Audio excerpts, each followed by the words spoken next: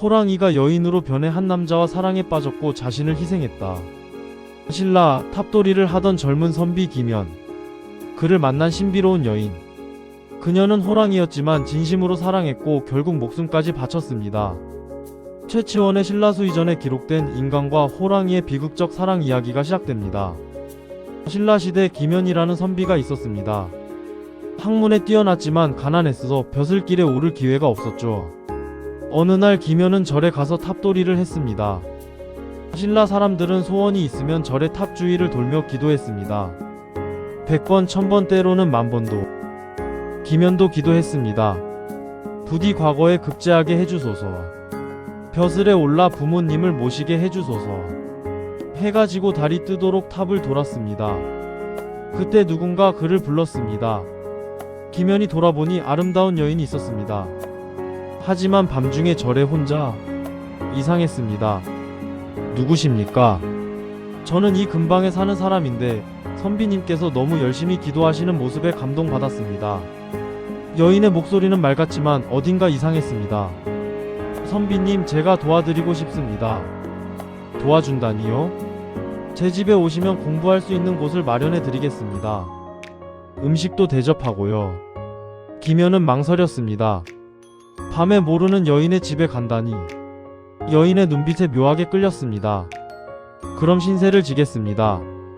여인은 김연을 산속 깊은 곳으로 안내했습니다. 집이 아담하지만 깨끗했습니다. 여기서 공부하십시오. 제가 뒷바라지 하겠습니다. 그날부터 김연은 그 집에 머물렀습니다. 여인은 정성껏 그를 돌봤습니다. 음식이며 옷까지 공부에 필요한 모든 것들을 챙겨주었습니다. 김연은 점점 여인에게 마음이 끌렸습니다. 당신은 대체 누구입니까? 왜 저를 이렇게 도와주십니까? 여인이 말했습니다. 선비님의 진심에 감동했기 때문입니다. 그리고 사랑하게 되었기 때문입니다. 그날 이후로 두 사람은 부부가 되었고 행복하게 지냈습니다. 낮에는 김연이 공부했고 저녁이면 함께 시간을 보냈습니다. 하지만 이상한 점이 있었습니다. 여인은 낮에 거의 나타나지 않았습니다. 주로 밤에만 활동했죠. 그리고 고기를 날 것으로 먹기도 했습니다. 당신은 혹시?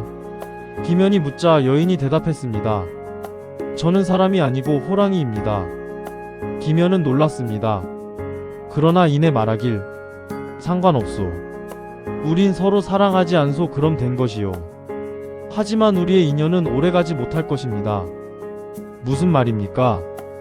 호랑이와 인간은 함께할 수 없고 언젠가는 이별이 올 것입니다. 하지만 두 사람은 이 순간을 소중히 여기며 살았습니다. 여인은 김연이 과거에 급제할 수 있도록 온 힘을 다해 도왔습니다. 드디어 과거 시험날, 여인이 김연에게 말했습니다. 이제 가셔야 합니다. 그리고 꼭 합격하십시오. 당신도 함께 가지 않겠소? 아니요. 저는 여기 남겠습니다. 선비님이 돌아오시길 기다리겠습니다. 김연은 과거를 보러 갔고 장원급제했습니다. 김연의 실력도 뛰어났지만 여인의 헌신적인 뒷받침이 있었기에 가능한 일이었습니다. 김연은 기쁘게 돌아왔습니다. 여보, 내가 장원급제했소. 하지만 집에 돌아왔을 때 여인은 안색이 창백했고 몸이 야위어 있었습니다. 어디가 아프시? 아니에요. 여인은 점점 쇠약해졌습니다. 어느 날 밤 김연은 여인의 비밀을 알게 되었습니다. 여인이 잠든 사이 몸이 서서히 호랑이로 변하기 시작한 것입니다. 김연은 놀랐지만 침착했습니다. 그리고 깨달았습니다. 여인이 나를 위해 자신의 본성을 억누르고 있구나. 그것이 여인을 병들게 하는구나. 다음날 아침 김연이 물었습니다. 당신 솔직히 말해주시오. 무엇이 당신을 이렇게 만드는 것이오? 여인이 울며 말했습니다. 저는 호랑이입니다. 본래 산에서 살아야 하고 고기를 잡아먹어야 하는 호랑이. 하지만 선비님을 사랑하게 되면서 인간처럼 살려고 했습니다. 제 본성을 억눌렀습니다. 김연이 여인을 안았습니다. 그럼 다시 호랑이로 돌아가시오. 내가 당신을 사랑하는 건 당신이 호랑이여서가 아니라 당신이 당신이기 때문이오. 하지만 여인은 고개를 저었습니다. 이미 늦었습니다. 제가 너무 오래 본성을 거스렸습니다. 그리고 마지막으로 할 일이 있습니다. 무슨 말입니까? 선비님, 곧 조정에서 사신이 올 것입니다. 선비님의 재능을 보고 높은 벼슬을 주려고요. 그들은 선비님을 시험할 것입니다.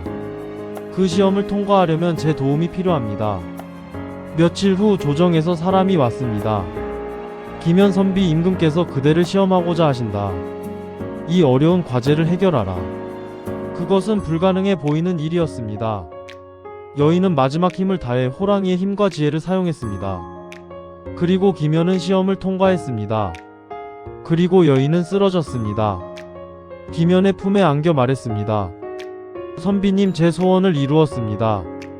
당신을 높은 곳에 올려드렸습니다. 이제 훌륭한 벼슬아치가 되어 많은 사람을 도울 수 있을 것입니다. 그만하시오. 당신이 없는데 무슨 소용이오. 김현이 울었습니다. 저는 행복했습니다. 비록 짧았지만 당신과 함께한 시간은 가장 아름다운 순간이었습니다. 호랑이로 태어나 사랑을 알게 되었고 누군가를 위해 희생할 수 있었습니다. 여인의 몸이 서서히 빛으로 변하기 시작했습니다. 선비님, 저를 잊지 말아주세요. 그리고 이내 사라졌습니다. 김현은 높은 벼슬에 올랐습니다.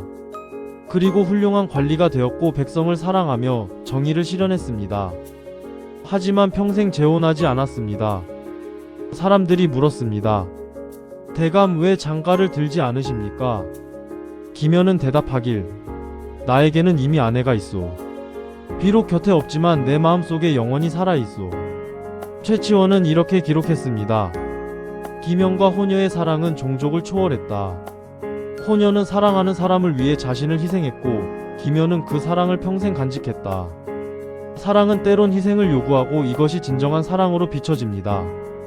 이야기는 최치원이 쓴 신라수 이전의 내용을 각색한 것입니다. 역사적 사실을 밝힐 수는 없지만 내용을 현대에 맞게 재구성했습니다.